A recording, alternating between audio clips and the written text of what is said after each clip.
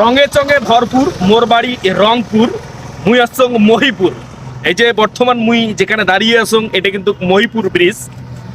ভিডিওটা কন্টিনিউ দেখতে থাকো। এই মহিপুর ব্রিজের পুরা দৃশ্যটাই মুই কিন্তু এই ভিডিওর মাধ্যমে তুলে ধরিম এবং তোমাকে দেখাইম। তোমরা ভিডিওটা দেখতেই থাকো।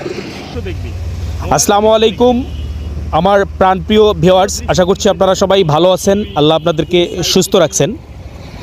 আপনারা যদি ভিডিওটা ফেসবুক থেকে দেখছেন তাহলে অবশ্যই ফলো না দেওয়া থাকলে ফলো দিবেন, ইউটিউব থেকে দেখলে সাবস্ক্রাইব করে বেল আইকনটি বাজিয়ে দেবেন। এই যে মহিপুর ব্রিজটি, এই মহিপুর ব্রিজটি কিন্তু তিস্তা নদীর উপরে। আপনারা হয়তো জানেন এবং অনেক শুনছেন, বাংলাদেশের এই তিস্তা নদীটি আমাদের এই রংপুর বিভাগের অনেক মানুষকে নিঃস্ব করে দিছে, অনেক মানুষকে ফকির পর্যন্ত বানাই দিছে। এই যে দেখেন, চোখ যতদূর যায় চর পড়ে আছে, হাজার হাজার একর জমি কিন্তু চর পড়ে আছে এবং হাজার হাজার একর জমি কিন্তু এখানে বেকার পড়ে আছে, যেগুলোতে কোনো ফসল হচ্ছে না। এখানকার তিস্তা অঞ্চলের যে মানুষগুলো আছে, অনেক মানুষই কিন্তু কঠিনভাবে অভাবগ্রস্ত, কারণ তারা যত যে জমাজমিগুলো আছে সব জমাজমি তাদের তিস্তায় নিয়ে গেছে। আমি অনেকের কাছে শুনছিলাম যে তিস্তার অনেকের কাছ থেকে আমার জানা যে একটা সময় তারা জমিদার ছিল, অনেক জায়গা জমি তাদের ছিল, বাট এখন তাদের থাকার জায়গাও নাই। এই হলো তিস্তার দৃশ্য। যাই হোক, আমি আপনাদেরকে এই তিস্তার একটু আংশিক কিছু বিষয়ে আলোচনা করলাম। তো মহিপুর ব্রিজটা কিন্তু অসাধারণ দৃশ্য, এখানকার দৃশ্যটা ভালোই লাগছে। এখন কিন্তু যেটা দেখা যাচ্ছে, এখন কিন্তু পানি কিন্তু দেখা যাচ্ছে না, দেখা যাচ্ছে যে চর পড়ে আছে। আর দেখেন, পানি কিন্তু খুবই কম। তিস্তা কিন্তু বিশাল বড় একটা নদী, কিন্তু এটা বোঝা যায় হচ্ছে যখন বন্যা হয় তখন। এখন কিন্তু বোঝা যাচ্ছে না, কারণ হচ্ছে এখন শীতকাল, এখন খরাকাল, যার কারণে এখানে পানি দেখা যাচ্ছে না। আমি সামনের দিকে যাচ্ছি, এই জায়গায় কিন্তু প্রচুর পর্যটক আসে, এই মহিপুর ব্রিজে প্রচুর পর্যটক আসে।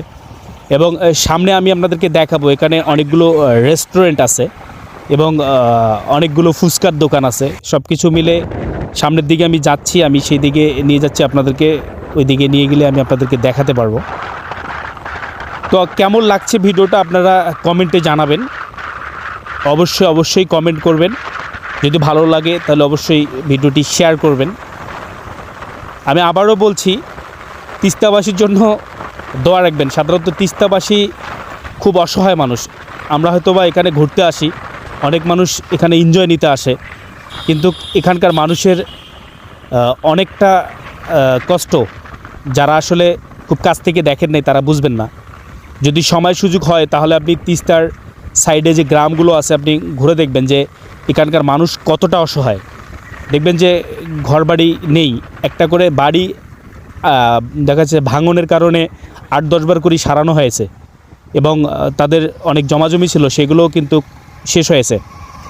যাই হোক, ওই যে একটা রেস্টুরেন্ট দেখা যাচ্ছে, যে এদিকে নামে একটা রাস্তা আছে তিস্তার সাইডেই, অনেক সুন্দর। এটা হচ্ছে ব্রিজ ওঠার আগেই কিন্তু এই যে প্লেসটা, এখানে কিন্তু অনেকগুলো দোকানপাট পর্যটকদের জন্য। পর্যটকরা এখানে এই যে ফুচকা খায়, এই যে একটা রেস্টুরেন্ট দেখা যাচ্ছে, অনেক সুন্দর একটা রেস্টুরেন্ট।